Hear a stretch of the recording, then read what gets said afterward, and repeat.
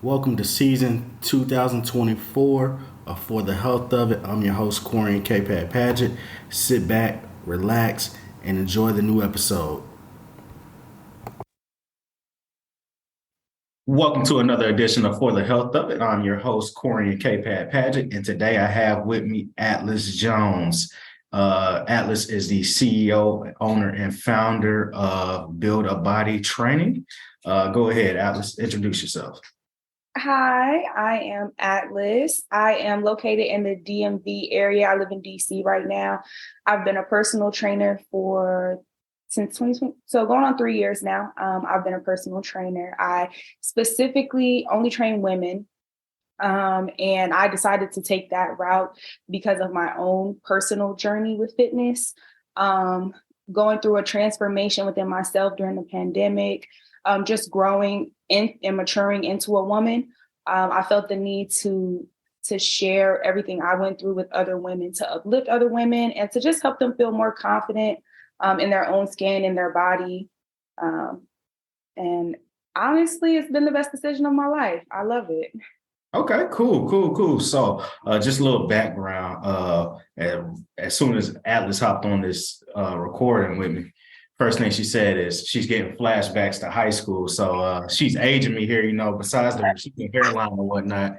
Atlas was one of my students when I was substitute teaching, my first go around at Biloxi High. I believe, didn't you run track also? I did track for 1 year, but we're not going to talk about that because it wasn't a good thing. All right.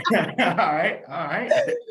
So a little more history, and just to show you how small Biloxi, Mississippi is.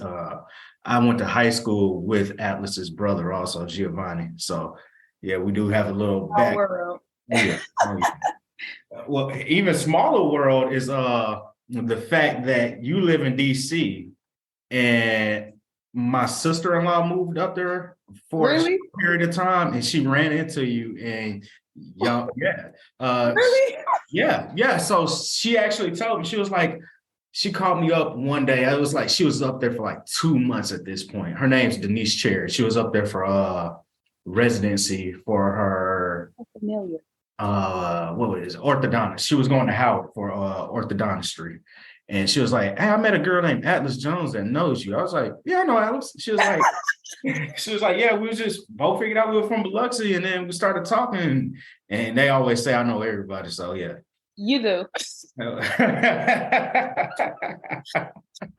Oh man. So tell me a little bit, we mentioned you from Biloxi. How long have you been in the DMV area? I came here in 2016 to go to Howard. Okay. I got my bachelor's degree in sports medicine and human performance. Okay. When I first went to school for that major, I was going down the doctor track. So I wanted to be an OBGYN. But then I realized that wasn't really going to provide the lifestyle that I want in terms of like work family dynamic. So I decided that I wanted to go down my own path of being an entrepreneur, but I just didn't know what that would look like. And then during the pandemic, that's when I found out that this is what I was really passionate about. I can't wait to leave the DMV. I miss the South so bad.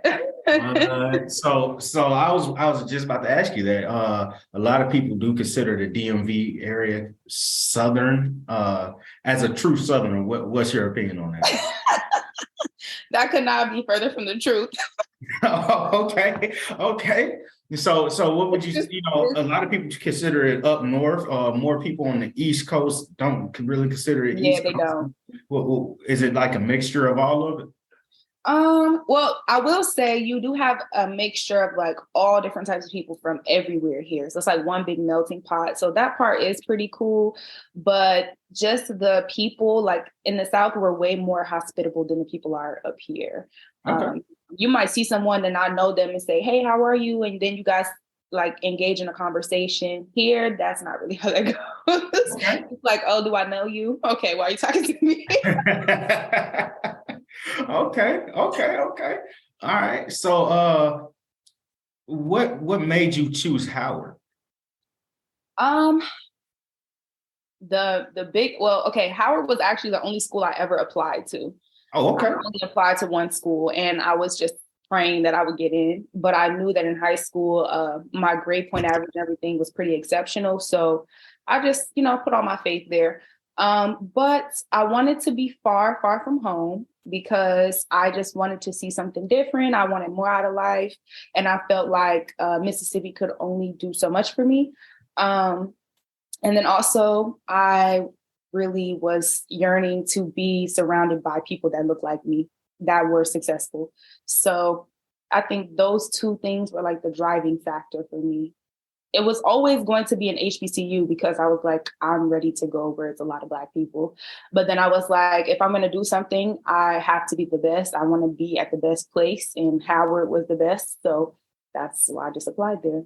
Okay, that's what's up. That's what's up. You said a couple of things there that really stuck out to me. You said you want to be around a lot of people that look like you and that are successful. I think that is a very important thing. Not just that they look like you, but they are successful, man.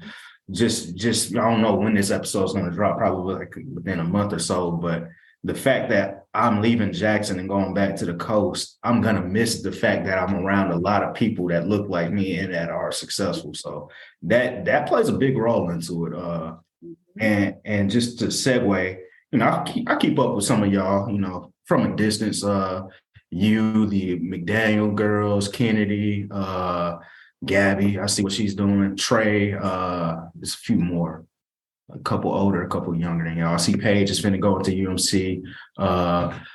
But the main thing that really just sticks out to me, I'm like, man, I see a lot of these young ladies doing their thing, man. Where the fellas at though? I'm happy.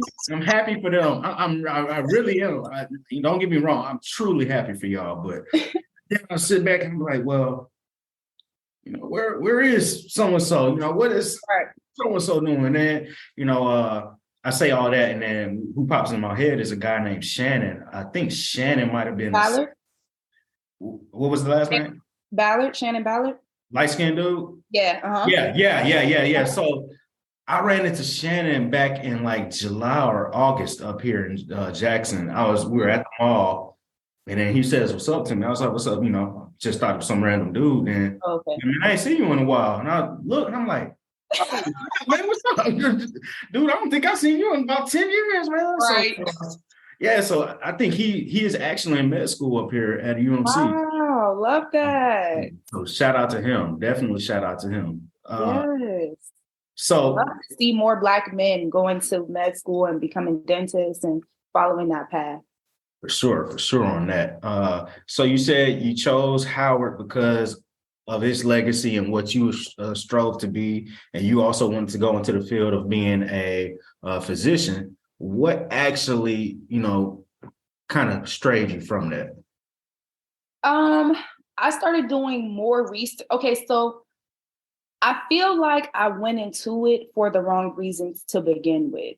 Okay. Because coming from my family not having much and stuff, my whole thing was I want to be successful. But when you're in a place that's like a smaller town or whatever, sometimes the only people that you see are successful are lawyers and doctors. So you think I need to be a lawyer or a doctor. And going based off of like what interested me in high school and everything, I was like, okay, doctor for sure, more than lawyer, because I was in a pre-med type of 2-year course at Biloxi High, where you were like going to shadow doctors and nurses and stuff like that. And I really was like, oh, I enjoy this. This is fun, whatever. So I guess I should do this. And then when I was in college, I started the coursework was never the problem. I've always been pretty talented with school. That's been pretty easy for me. But just looking at what it would be like actually being a doctor, like being on call, especially with me wanting to be an OBGYN, I've always felt like I wanted to help women in some type of way. So that's what made me want to be an OBGYN. But knowing that my patient might be going into labor at 2 a.m. and I have to wake up and go tend to them and just different things like that. When I thought about the actual lifestyle of it, I was like, that doesn't really align with who I am. Gotcha. I want to be free. Okay. I 100% understand that. I know your brother was a personal trainer at one point. I don't know if he still is. Does he still personal train or does he? Okay.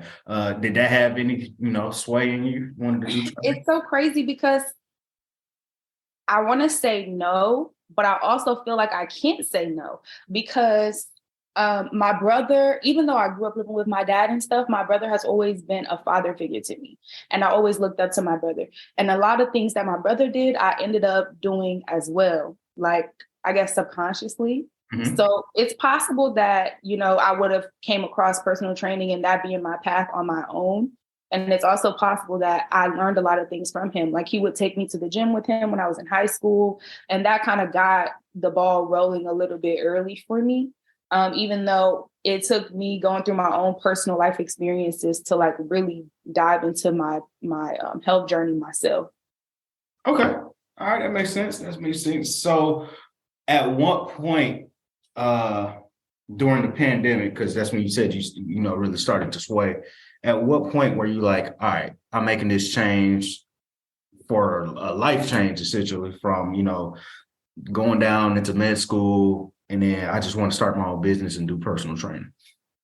So when the pandemic hit, it was actually my senior year in college. Okay. So at this point, I was like, I'm getting my degree in this, but I don't know what's about to happen. Like, I don't know what's my next step.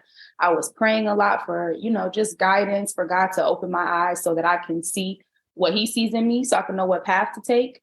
Mhm. But when everything was shut down, my roommate and I at the time, every morning we would wake up and we would go downstairs and watch a follow along YouTube video. Mhm. And so like that started like us just being consistent and like wanting to take care of our health and stuff because a lot of people either went one of two ways. They either like stayed healthy or got very health conscious, or it was the complete opposite and they kind of let themselves go. And we Mhm. were both like, we don't want to be like that. So let's start by just doing something simple like following a workout video. And then from there, after doing that for some months, by the time I guess summer rolled around, I was putting together my own workouts. Okay. And I noticed that I was pretty good at that, like making the intense work, like it just came to me naturally.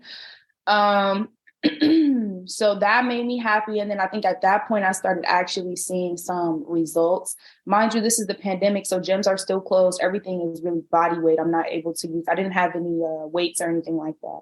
Mhm. So that was that. And then I think around September, going into about to be my 23rd birthday, um, I was sitting one day and I was thinking and I was brainstorming. And I think entrepreneurship has always kind of been a part of me. I just didn't know how to really channel that. Mhm. So I had bought this, like there was this place that was really big during the pandemic. It was called the Boss Palace. And they basically sold like vendor lists for every type of business. So I basically spent like $100 or 150 and I bought that. And I was like, if I have the vendor list, it doesn't matter what I want to do. I could find something off of this and try to do it. So Right. then as I'm like looking into everything, I started thinking like, oh, I want to sell like some waist trainers because this was the time where like, I think it's called Waist Snatchers. Mhm. And I think she lives in Biloxi, actually, the founder of that. Oh, But wow. that was, that started blowing up. And I was like, wow, I guess this is like the new thing, like the new health thing. And I wanted to be health related. So I started looking into that and getting samples and doing all that type of stuff. And then shortly after, I was like, you know what? I'm all about multiple streams of income. I'm never going to limit myself. So I'm like, you know what? You don't have to have a certification to be a personal trainer. And technically, I'm already qualified by my degree in sports medicine. But I was like, you know what? If I'm going to do it, like I said, I want to be the best. I want to have as much knowledge as possible. So I took the NASM course on that. And I mean, I was really relieved because everything I learned in school was everything I learned in the package. So it was just like a refresher kind of. Mhm. And I was like, I'm just going to start. I Right. feel good. I'm happy. Like, and I think the thing with working out that I love is that it's more than just working out. Like Mhm. when we started doing the working out at 9 in the morning type of thing, I noticed this change about myself. Like We would work out, and then that was it. And then shortly after, like, I would work out, and then I would do yoga after. And then after that, I would work out, do yoga. I started meditating. And then after that, like, I started journaling and writing gratitude. So it ended up becoming this whole like morning spiritual routine where it was just like a great safe space for me to just pour into myself, to work on myself. I would read 10 pages a day. I still read 10 pages a day, a self-help book. Just doing things to always pour into myself to be the best version of myself. I think that helped me to see that it's so much more than just fitness, and it's so much more than just having a nice body. Because I feel like so many people, they just want to go to the gym, summer's coming, because their birthday's coming, because of the body, the physical, how you present yourself. And don't get me wrong, that's very important, because it does play into your confidence, and your confidence plays into what you think you can achieve and what you're willing to go out there and do. But I don't think it's spoken enough about just the mental clarity you get from it, the better person you become because of it, how much you begin to love yourself because you're showing up for yourself and you're being consistent and dedicated to something. And you're really learning what discipline is about, because you have to continue to show up for an extended period of time, even when you don't see results. And I think that all of those lessons that I learned, they really are success principles that apply to any type of business, because you have to be willing to show up. You have to be willing to keep doing it when nobody's watching. You have to do it when there's no sales. You have to, and all of those things really help me to be consistent and stay on the path with growing my brand and stuff. So I'm really thankful for just everything that this experience has brought me. Okay. All right.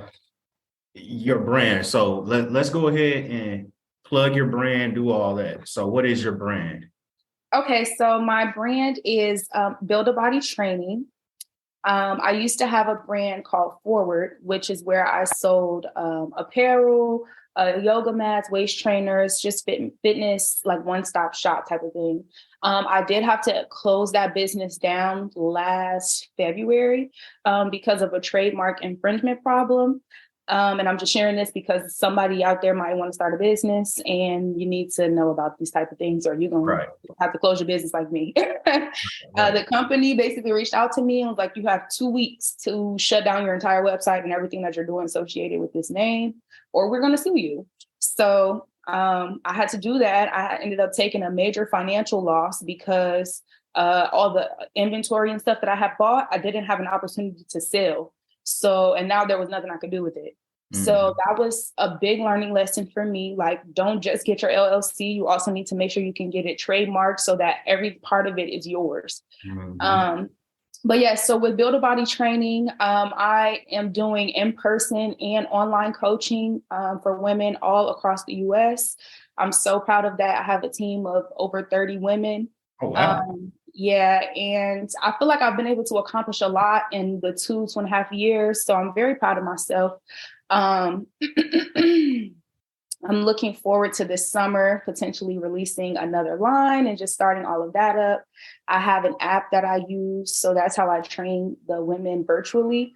There's an app on your phone, and I give you all the workouts that you need. You can track your nutrition on there. I do daily check-ins with them. So it's very personalized. And you're able to do it on your own time. So I really love it. I'll show you my app. Yeah, go ahead. Let's see. So when you say you had a team of 30 women, they are your employees? No, I train them. Oh, okay, gotcha. I don't have any employees. Gotcha. So your client base, gotcha. Okay. Shoot, that's a lot. So this is my app. Let's go to it. Can you see that? No, I think my background. Yeah, we can. Yeah. Okay. And then you click on it, and there's a workout assigned every day. Okay. You can plug your nutrition. You can track your progress photos. Okay. Everything is right from your phone. I love it. I love it. Well, what's the name of the app? So it's a member-only app. So I actually have to send you your login credentials to be able to get access to the app from the App Store. Gotcha. But it is called Build a Body Training. But if you go to the App Store, you won't see it. Gotcha. Okay. All right. Well, while we're here, go ahead and drop your handles and all that. Okay, so I am on Instagram. That's like, I need to be better because that's like the only one I'm on. But my Instagram handle is Miss Build a Body, MISS Build a Body, because you Okay. can build your body. You do not have to go buy one. Hey. All right. All right. So we got what you do, we got who you are, we got your why, and we got your inspiration. So let's talk a little bit about career goals. You mentioned a couple things you're looking forward to this summer. Let's forecast 5 years from now, 10 years from now. What do you want to be doing? 5 years from now, I want to still have my online coaching. I no longer want to be a in-person trainer, though. Mhm. I like to be using my time to do content and other things like that, other business ventures that I see myself doing. Um, but by that time, I would like to have the online coaching run by other trainers, so actual employees Mhm. that I like hand select and like go over them to make sure they have the same coaching style and everything as me. I see myself having multiple rental properties. So I'm actually looking forward to trying to do that within having my first one within the next year. So I'm excited about that. I see myself having a multi-million dollar athletic brand where I sell fitness apparel. Mhm. And I see myself being an author and motivational speaker. Okay. All right. All right, So girl. I'm not really going to be training anymore, more so Right, like right, right. doing content, YouTube content. I want to get into YouTube within the next 6 months and start transitioning from in person to fully online. And then I can use that free time to, focus on my YouTube, go and start working on these other business ventures. Makes sense. Makes sense. I like it. I like it. You mentioned potentially moving. Where to do you see yourself moving? To Houston. Okay. All right. All right. I thought you were gonna say Atlanta. I was like, hey, No, everybody tell me, don't go there. no. I feel like if I go to Atlanta, I might run into 15 people from my school, from high school. So I don't want Oh to do yeah, at least. at At least. least. At least, I man. don't want to be too known. Right, right. Yeah. I can tell you off top, my sister moved there. So I'm like, man, once she moved, I'm definitely not moving there. Definitely can't go there. Traffic is horrible. So yeah, yeah. Yeah. Houston is the wave, as you kids say. Not that you can't say. Oh man. Hey, so Do so that. I was a young teacher. It's crazy when you think about it. I met you like 10 years ago. Mhm. So I've been in this game for like 10 years now.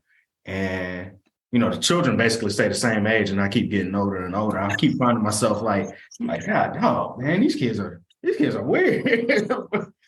When I was first started with y'all, I'm not saying you ever said this, but it's been told to me that I was a young hip teacher, Oh cool. yeah, yeah, Uh, and it's definitely not that way now. I am not the young hip guy anymore. So I don't know. Oh, you feeling seasoned? What was that part? I said you out here feeling seasoned. Oh yeah. I'm definitely seasoned. Definitely. I'm fine with that. I'm So fun. absolutely fine with that. So you mentioned while you were talking about getting your certification and whatnot, that Mhm, your schooling, you felt like you were already well prepared, but you mhm, felt like, if I'm going to do this, I at least need to have the credentials everybody else have. You mhm. mentioned that you felt like your schooling prepared you enough for that. Can you speak on how your schooling and your college degree prepared you for that certificate? Because I actually felt the same way. So go ahead. Yeah, I think as far as school with my major being sports medicine, a lot of the classes that I was taking was anatomy 1 and 2, sports medicine, where we like talked about helping athletes, triage, all that type of stuff. Mhm. Um, I took a weightlifting class where I went into the gym like 3 times a week and they taught me about different equipment, what it's for, how to use it properly, like all of those different types of things, and just learning everything about the body, how the body moves, learning what body parts are what when it comes down to muscles and everything. I feel like that prepared me because I feel like that's what a lot of the test was about. how the body functions, what goes together, and things like that. Okay. Cool. A lot of origins, assertions, actions, all that.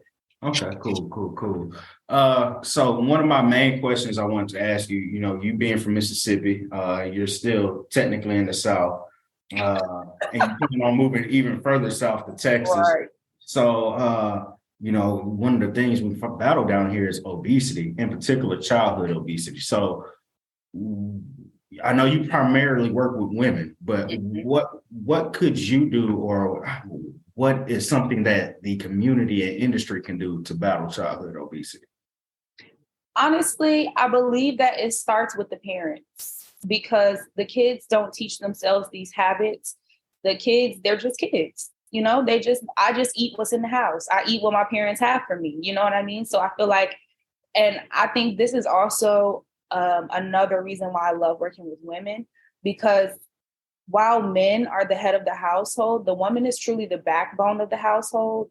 And I feel like if a woman knows how to nourish her body and nourish her husband or spouse's body, and that trickles down to the kids. Because if you live a healthy lifestyle and you're the mom or the wife and you're preparing all the food, then the food is going to be healthy. You know what I mean? But if you're not really health conscious, how can you expect that your kids will be? And then also, I feel like kids don't really play anymore. And I feel like that's a really big problem, because with everything being so technological, like kids are always either watching TV, on a tablet, on a phone, on a computer, like something, they're never like running around and playing like how we used to be. Whoa. Don't forget, I got like 10 years on it. You still used to play. But go ahead. Like it starts with women and just adults in general. Okay. Yeah. Gotcha. Okay. All right. My next question for you is, you mentioned cooking and the woman preparing food. My wife doesn't really cook that often, so I'm the one, in my household that prepares the food. Lately, it's been a struggle. I won't lie to you about that. But so if one thing my wife likes to think of is bland food when I don't know if she thinks of that, but her cooking is very bland. So, so how, if my wife was a client of yours and she came to you telling you that, Atlas, when I cook, my husband doesn't like my cooking. He says it's very bland. What can I do to spice it up to make it taste better, but also keeping it healthy? I think that this is the number one, like the $1 million question for everyone, like everybody across the board, women and men, because I feel like before we can ever have a healthy relationship with food, we have to get the images out of our head of what's good food and what's bad food. You know what I mean? Because so many people have this like, oh, I want to be healthy right now, so I'm only going to eat salads. I'm only going to eat this. I'm only going to eat that. And it's so the diet that they have in mind is so restrictive that it's not sustainable. And I feel like in terms of your wife, she just got to get a little creative. She got to get some more spices in the cabinet. I feel like if you can season, you can cook anything good. Like, but yeah, I have a lot of people who come to me and they're like, I'm about to do this 3-day detox before I start with you. I'm about to where I only drink smoothies and I'm going to do this. I'm going to do that. And I'm like, don't do that. Don't even do that. Don't even waste your money doing that. I'm going to tell you right now. This is about learning that life is all about balance. There's an 80% and a 20%. 80% of what you put in your body needs to be nutritious whole foods, not processed, not fried. You know what I mean? And thankfully, we have an air fryer invention now. You can have so many more foods that actually taste fried and they're not bad for you. Like I just posted a reel on my Instagram on how to make fried chicken without flour or grease. Okay. So that keeps it low calories. No, it's not high in fats. Like it's still good for you. But yeah, I think you just got to figure out, like, take all your favorite meals and be like, okay, what is the problem with this meal? And then you can say, okay, if me having it fried in oil is the problem, how can I cook this and make it fried without that? Maybe get an air fryer. Simple. Okay. Simple fix, Yeah, hey, makes sense to me. Makes sense to me. All right. So before I get you up out of here, uh, what's your personal life looking like? How's everything going? Everything good? Everything is great, honestly. I'm really happy with everything going on in my life right now. I'm dating someone. We've been dating for a while. I hope that it leads to marriage. So that's great. Business is going great. I am looking to hit my first six-figure year this year. Hey, Um, that is like, I'm super proud of that, especially because I've never worked for a gym. So like any clients I ever had was literally through word of mouth or like me posting on social media and stuff like that. And my spiritual life, I feel very spiritually fed right now. I've been going to church out here. I have a church home, so I go every Sunday. I've been reading, pouring into myself. So I'm really happy. I need to do more. And I was just saying this the other day. I feel like the last couple of years I've been so focused on growing my business and growing the financial side of my life that I haven't poured as much energy and effort into my relationships, like with friends and family. I haven't visited family in the last like 2 years. And it's like my dad is about to turn 70 in August.